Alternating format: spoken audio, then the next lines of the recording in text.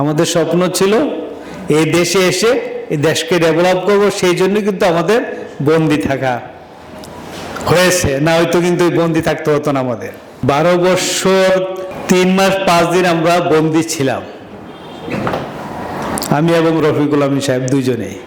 আমাদের স্বপ্ন ছিল এই দেশে এসে এই দেশকে ডেভেলপ করব, সেই জন্য কিন্তু আমাদের বন্দি থাকা হয়েছে, না হয়তো কিন্তু বন্দি থাকতে হতো না। আমাদের 12 বছরকে 12 দিন মনে করেছে আপনাদের মতো লিডার পেয়ে। যদি 12 বছরকে 12 দিন মনে না করতাম কিন্তু জেলখানা থাকা যেত না, কারণ যেখানে বাক স্বাধীনতা নেই সেখানে কিন্তু আমরা পড়েছিলাম। কিসের জন্য? আপনাদের জন্য। আপনাদের মতো লিডার পেয়েছে বলে কিন্তু আমাদেরকে ডিস্টার্ব করেন নাই, তাই কিন্তু আমরা থাকতে পারছি জেলখানায়।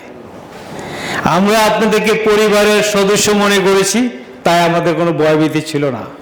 আপনারা ট্যাকেল দিবেন। আপনারা যখন গেছেন আমাদের কাছে, দুইজনে বলছি সমস্যা নেই, ইনশাল্লাহ খুব তাড়াতাড়ি বের হচ্ছে, আশার আলো দেখেছি খুব তাড়াতাড়ি বের হচ্ছে।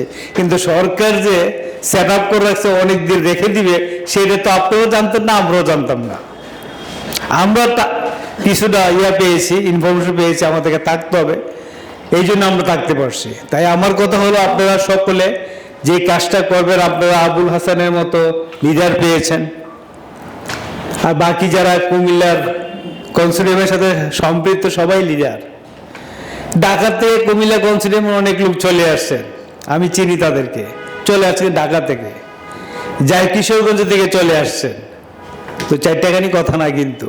যাই হোক, আমি আপনাদেরকে উদ্দেশ্যে বলবো একটা কথা, যে কনসেপ্ট নিয়ে আলোচনা হবে, কনসেপ্টের বাইরে যেন আমরা না যাই। অতিরঞ্জিত কোনো কথা বলবো না। গোয়ালের দই গোয়ালে কখনো টক বলে না, কিন্তু আমাদের স্বপ্নের শহরের ব্যাপারে আমরা কমাইয়া বলবো। যখন ভালো লাগবে তারা উমরি খেয়ে পড়বে, তাদেরকে আর আটকানো যাবে না। যদি আমারটা আমি বেশি হাইলাইট করি, তাহলে কিন্তু এটা মার্কেটিংয়ে গিয়ে মজা পাবো না।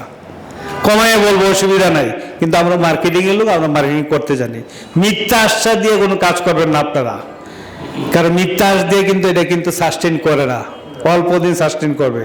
আমাদের প্ল্যান তো অনেক যুগের পর যুগ চলতেই থাকবে সিস্টেম।